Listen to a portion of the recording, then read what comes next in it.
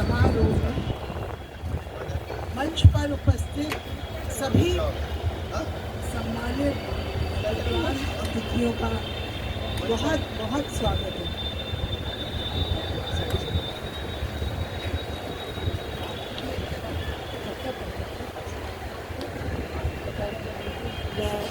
मैं उनको बहुत बहुत धन्यवाद देती हूँ, हृदय से धन्यवाद देती हूँ कि हमारे इस समारोह में उनकी उपस्थिति में इस समारोह की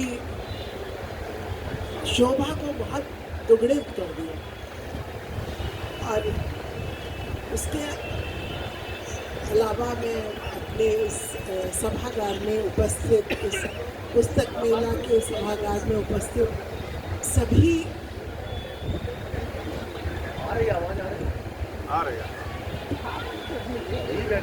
सभी अपने सहयोगियों का, अपने अनुज और अग्रजों का, सभी का मैं बहुत बहुत धन्यवाद करती हूँ, बहुत अभिनंदन वंदन करती हूँ। आज के इस समारोह के जो संयोजक हैं डॉक्टर योगेश जी, जिनके प्रकाशन में आज 6 पुस्तकों का लोकार्पण हो रहा है, उनको बहुत बहुत मेरा आशीर्वाद है, शुभकामनाएं हैं, बधाई है। और एक मन में एक इच्छा है और शुभकामना है कि उनका प्रकाशन अगले साल तक इससे बहुत बड़े स्केल पर हो। और हम लोग आज 6 का हुआ है, तो उस दिन कम से कम 36 लोगों की किताबों का विमोचन हो। और ये होगा, ये अवश्य होगा, क्योंकि हम लोगों के साझा संग्रह में इसी तरह का हुआ है। तो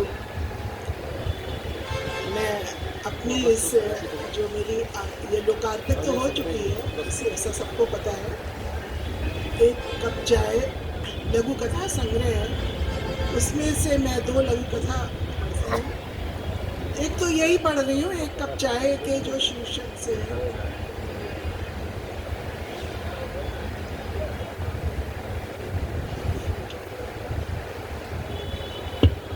एक कप चाय। रत्ना जी आप तो सुना रहे हो। एक कप चाय। आज सुबह से ही हल्की बारिश हो रही थी। सुधा ने खिड़की के पर्दे हटाए। सामने नीम की डालियां भीगकर मुस्कुरा रही थी। वो चुपचाप रसोई में गई और आदतन 2 कप चाय बनाई।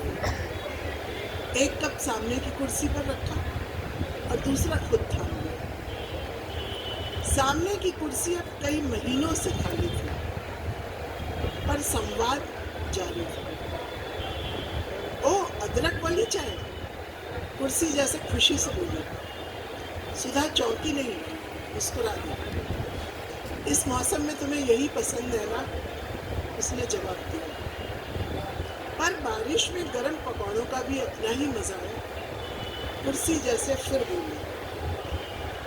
हाँ, ऑपरेशन के बाद तुमको बेसन ना बना होता तो आज भी बना देती। यही कहकर तुम अपने भी शौक मार लेती हो। मुझे क्या मालूम नहीं तुम्हें बरसात में चाय के साथ पकौड़े कितने पसंद है। कुर्सी ने उलाहना दिया। चाय का घूंट भरते हुए सुधा की आंखें भर आई। 6 माह से वो अकेली थी, पर हर दिन सुबह चाय के साथ उसकी उस खाली कुर्सी से कुछ बातचीत हो जाती थी। शिकायतें, शिकवे, हंसी, ताने और बहुत सारा प्यार। एक कप चाय अब 2 आत्माओं के बीच की अटूट डोर बन चुकी थी।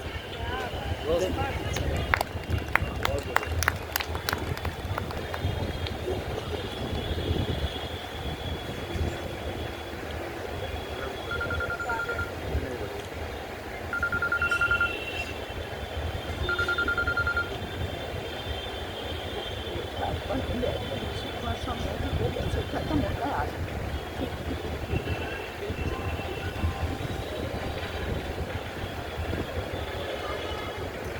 एक दूसरी लघु कथा है, उसका शीर्षक है साथ।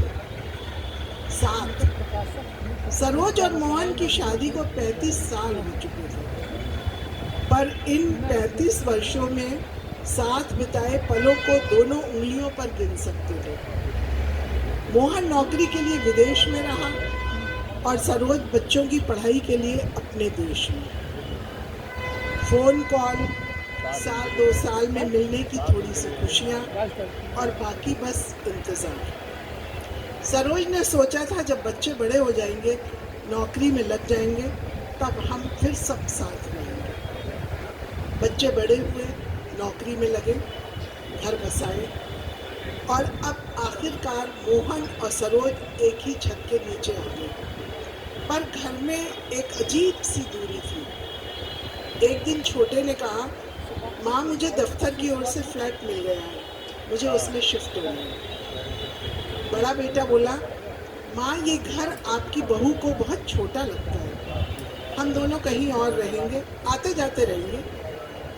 सरोज चुप रही, पर उसकी आंखें पहली बार मोहन से टकराई, उसी दर्द के साथ जो 35 साल पहले था। बस फर्क इतना था कि तब बच्चों के लिए अलग हुए थे और अब बच्चे ही अकेले हो गए। रात को दोनों बरामदे में बैठे थे, चांद आधा था जैसे उनका बीता हुआ जीवन। मोहन ने उसका हाथ थाम लिया, सरोज ने सिर मोहन के कंधे पर रख दिया। सालों बाद आज उसे साथ होने का असली अर्थ समझ में आया। साथ होने का मतलब किसी के पास रहने से नहीं, किसी के साथ रहने से। बहुत बहुत धन्यवाद।